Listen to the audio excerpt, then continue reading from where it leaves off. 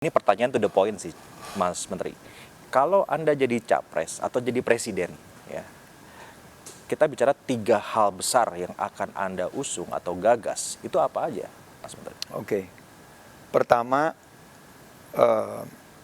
ini posisinya apa aja ya, tapi bisa ada di pemerintahan atau di luar pemerintahan.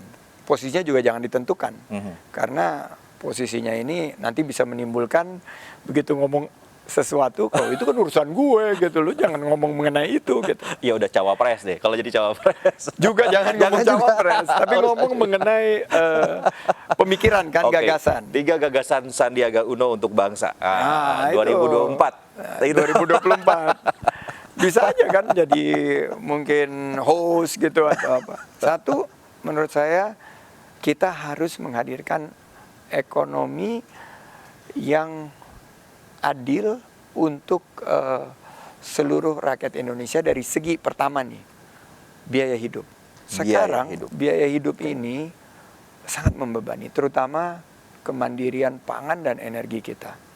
Bagaimana ibu-ibu, emak-emak sekarang harga beras mulai naik. Kita melihat juga kadang-kadang cabai di musim-musim tertentu, telur dan lain sebagainya. Sementara petaninya enggak sejahtera. Ini kan suatu konspirasi atau suatu distorsi yang luar biasa kan. Kan mestinya kalau harga pangannya tinggi kan petaninya sejahtera. Ini saya mau selesaikan nih masalah ini, dan kita harus gunakan sumber daya yang kita miliki. Kita punya tanah yang subur, kita punya SDM yang luar biasa, anak-anak muda kita harus gunakan teknologi dan lain sebagainya. Gagasan kedua adalah lapangan kerja. Lapangan kerja. Saya kemarin miris waktu mendengar isu utama Bapak Anwar Ibrahim datang ke sini, yang menjadi headline adalah isu tenaga kerja. Kenapa jutaan rakyat kita, saudara-saudara kita itu harus akhirnya mengadu nasib di luar negeri, padahal peluangnya luar biasa di sini kalau kita kembangkan, dan kita harus ciptakan lapangan kerja, peluang usaha untuk rakyat kita sendiri. Nah, ini bisa kita lakukan jika kita fokus dalam keberpihakan terhadap UMKM. UMKM itu 97% pencipta lapangan kerja kita. Setuju saya. UMKM itu seperti steak Prabu. Masih berlangsung kayak itu steak Prabu? Masih ada tapi susah sih. Mulai sedikit orang makan daging ya. Itu kan membuka lapangan kerja. Berapa karyawannya?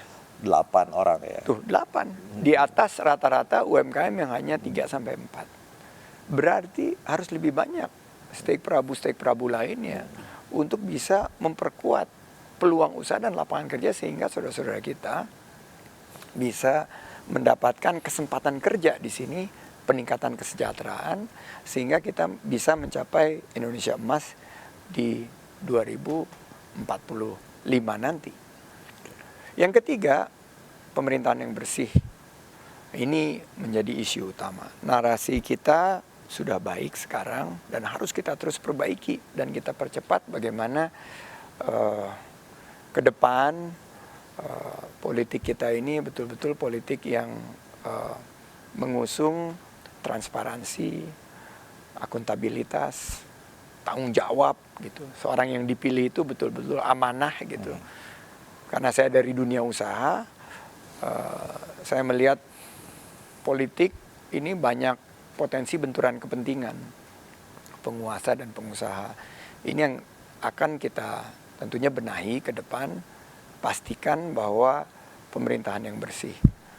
Dan pembangunan-pembangunan lain yang menurut saya juga sangat penting, investasi di bidang pendidikan, investasi di bidang kesehatan, ini sangat diperlukan saat ini. Dan dengan adanya percepatan, apa yang sudah dilakukan Bapak Jokowi ini hampir 8 tahun lebih ya, menuju tahun ke-9 dan tahun ke-10 nanti, ini harus kita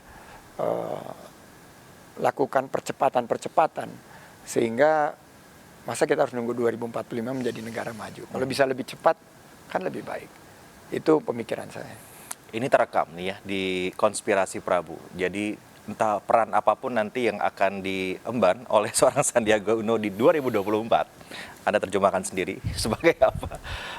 Ada 3 hal ya gagasan besar yang akan dibawa nanti untuk Indonesia. Kita akan kembali saat lagi, tetap bersama kami di Konspirasi Prabu.